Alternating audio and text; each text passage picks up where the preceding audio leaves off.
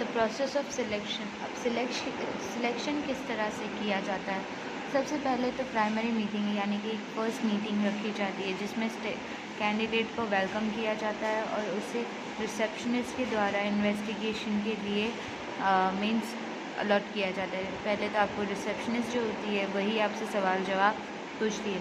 Candidate अगर suitable होता है और सही लगता है तो उसका रिक्रूटमेंट जो होता है वो ऑफिसर को भेजा जाता है।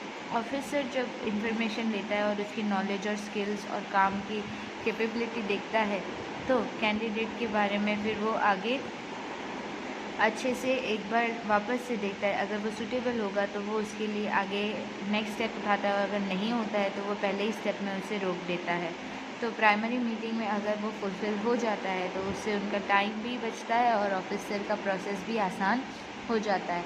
Receiving end screening of application, किस तरह से एप्लीकेशन आती है और किस तरह उसे देखा जाता है। रिक्रूटमेंट ऑफिसर को जब इन्फॉर्मेशन मिलती है तो पहले तो वो उसकी एजुकेशन देखता है, फिर उसका देखता है एक्सपीरियंस, फिर उसका नॉलेज और फिर वो इंसान किस काम में माहिर है वो देखता है।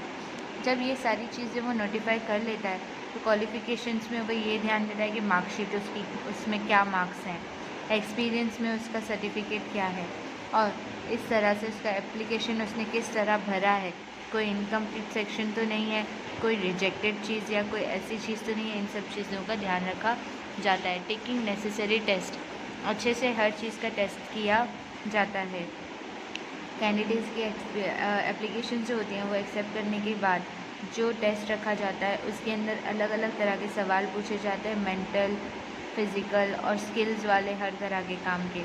आईक्यू टेस्ट के अंदर उनको कॉमन सेंस के क्वेश्चन, दिमाग से याद शक्ति के क्वेश्चन, स्मार्टनेस यानी कि उनकी दिमाग में मतलब कितना अच्छे से काम कर रहा है प्रेजेंट क्वेश्चंस पर वो, और उनका डिसीजन मेकिंग और कैपेसिटी जैसे हर सवाल को पूछा जाता है।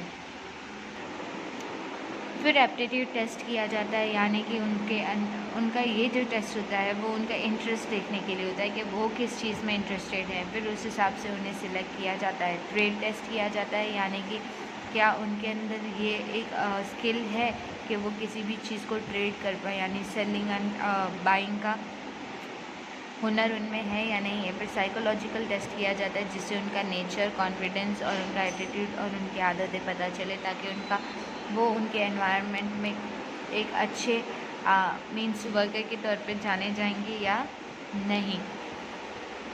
पर्सनल इंटरव्यूज़ जो होते हैं उनमें कैंडिडेट्स जो होते हैं इन सभी टेस्ट में जब क्लियर हो जाते हैं तो उससे फिर पर्सनल इंटरव्यू के लिए अपॉइंट किया जाता है। ये टेस्ट जो होता है यानी इंटरव्यू जो होता है ये डायरेक्टली उनको किसी भी बिना बायस होने के यानी कि बिना कोई सोच रखे हुए उन्हें देना पड़ता है और उनके किस फील्ड में वो एक्सपर्ट हैं उस चीज़ का मैनेजर्स उनको टेस्ट करते हैं और फिर उसके लिए अच्छे से ध्यान रखा जाता है कि ये जो टॉपिक के लिए उन्हें रखा जा रहा है क्या वो उसमें सूटेबल है या नहीं। अगर नहीं होता है तो वहाँ से वो स्टेज का क्लियरेंस नहीं मिलता, लेकिन अगर वो सूटेबल होते हैं तो उन्हें उस चीज़ का क्लियरेंस मिल जाता है।